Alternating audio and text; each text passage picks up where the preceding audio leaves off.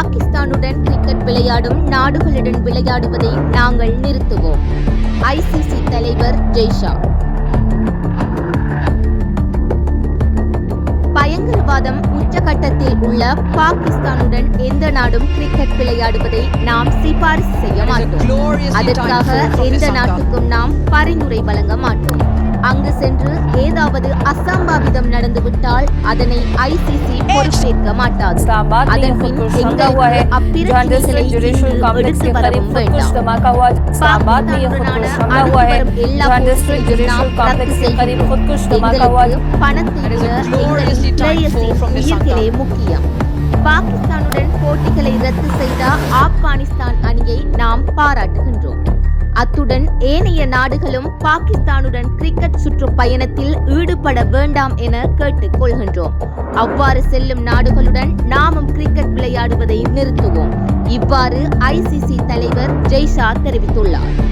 இந்நிலையில் பாகிஸ்தான் விவகாரத்தில் ஜனாதிபதி அனுரகுமார திசாநாயக்க தலையீடு செய்து வீரர்களின் பாதுகாப்பு உறுதி செய்துள்ளார். இஸ்லாமாபாத்தில் நடைபெற்ற குண்டுவெடிப்பு சம்பவத்தை அடுத்து பாகிஸ்தான் சென்றுள்ள இலங்கை கிரிக்கெட் அணிக்கு போதுமான சகல பாதுகாப்புகளையும் வழங்க அந்நாட்டு பாதுகாப்பு தரப்புகள் நடவடிக்கை மேற்கொண்டுள்ளதாகவும், எனவே திட்டமிட்டபடி அங்கு போட்டிகளை நிறைவு செய்துவிட்டு திரும்புமாறு ஜனாதிபதி அனுரகுமார திசாநாயக்க பயிற்சியாளர் சனத் ஜயசூரிய ஊடாக வேண்டுகோள் விடுத்துள்ளார். 1996 ஆண்டு உலகத்தில் போட்டியின் போது பல நாடுகள் இலங்கைக்கு வர மறுப்பு தெரிவித்து இருந்த போதிலும் பாகிஸ்தான் அணி இலங்கைக்கு வந்து போட்டிகளில் விளையாடி வழங்கிய உத்தரவுகளை நாம் மறந்துவிட முடியாது.